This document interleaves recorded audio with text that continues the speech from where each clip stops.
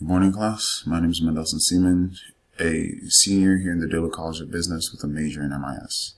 Today I'll be talking to you about South Africa, the major religions, political infrastructure, nature of truth and reality, masculinity v. femininity, and uncertainty avoidance. The major religions of South Africa include Christianity, Islam, Hinduism, traditional African religions, which are based off of oral traditions and ancestral worship, and Judaism. Christianity is actually the highest practiced religion over in South Africa. As it relates to the political infrastructure and its impact on businesses, South Africa is a federal constitutional democracy with a three-tiered political system comprising of national, provincial, and local governments.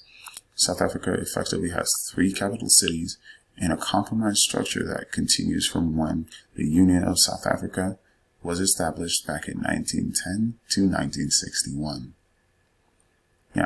Under that arrangement, the seats of government were split between the capitals of three of the four provinces at that time: the legislative in Cape Town, the judicial in Bloemfontein, and the executive in Pretoria.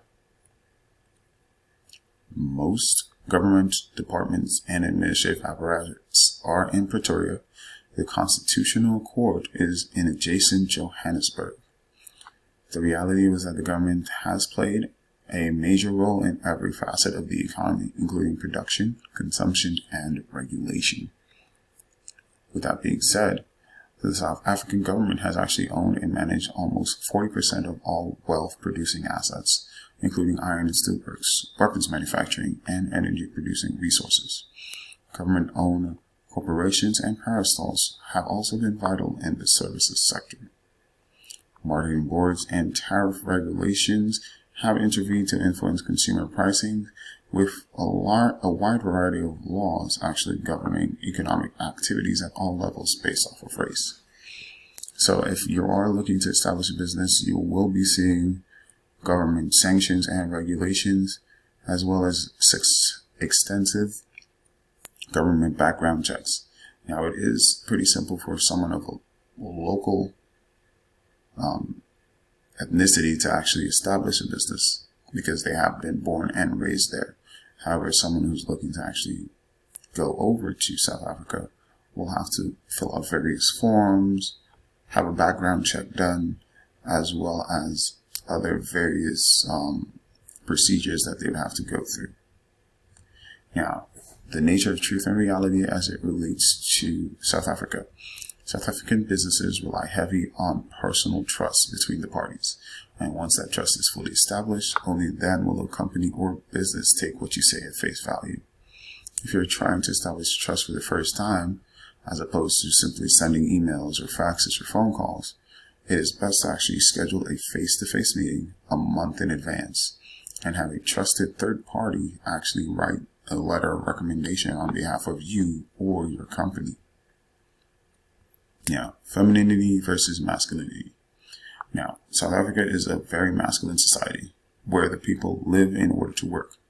Managers are expected to be decisive, assertive, with an emphasis being on equity, competition, performance, and conflicts literally being resolved by fighting them out between one another.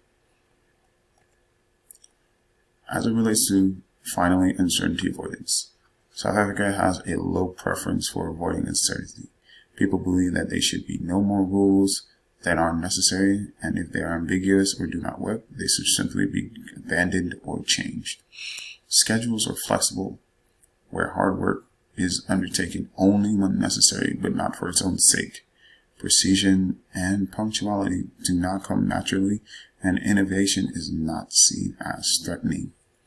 South Africa, as opposed to other countries, does not see itself as one to overwork or overburden the employees.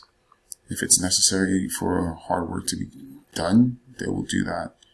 However, they have a more kicked back nature as opposed to some other societies.